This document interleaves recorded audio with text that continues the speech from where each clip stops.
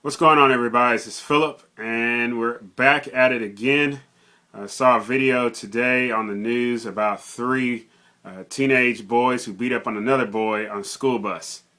The three perpetrators, these thugs, were African American boys, and the victim was a teenage Caucasian boy.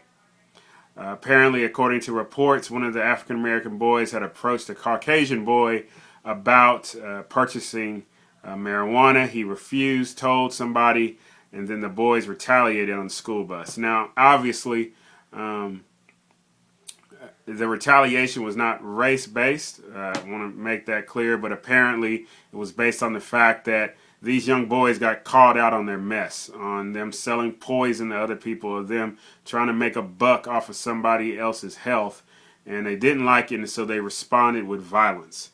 And so, Sharpton, Jackson, Teray, yes, I'm speaking to you.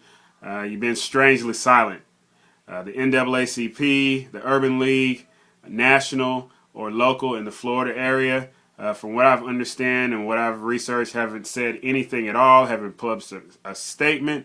I'm willing to be corrected. If you could send me an email, a link to any statements on that, you can send it to pfletcher73@gmail.com, and I will gladly read it over, and I will be enthralled. But more than likely, it'll probably be otherwise, because what we found is that when we're the victim, or when a crime has been perpetrated on us by another ethnic group, we want to cry racism. We want to cry that America does not value the African American male, that America is out to keep the black man down.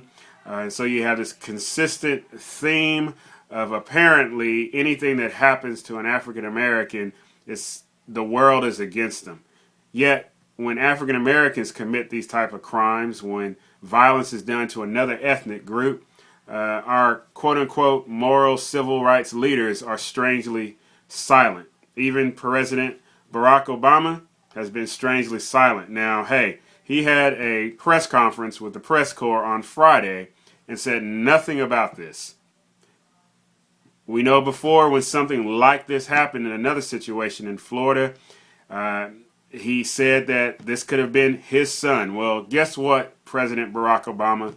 This time the victim could not have been your son, but the perpetrators could have been your sons. And so I would like for you to say something about that. I would like for you to stand up and exhort men and women in our community and say this kind of thing cannot be tolerated on any ethnic group, because violence of this sort or of any sort dehumanizes and destroys human lives. What we've learned is that Martin Luther King said once, it's not the words of our enemies that we'll remember, it'll be the silence of our friends. It'll be the silence of those whom we thought should be standing for what is right. It'll be the silence of those who should have stood up and been bold and really acted out true justice that regardless of ethnicity, regardless of any type of socioeconomic status, that this will not be tolerated. And so what are we to do about that? What are we as men, African American men, to do about this? Because apparently we are walking hypocrites. If we would want to really be honest, we are walking hypocrites. We need to demand responsibility, personal responsibility. We need to demand justice from our own community and our own household before we go out and demand it from other ethnic groups. We're no longer in the 50s and 60s. This is not the civil rights era, as many people still try to live in the 21st century.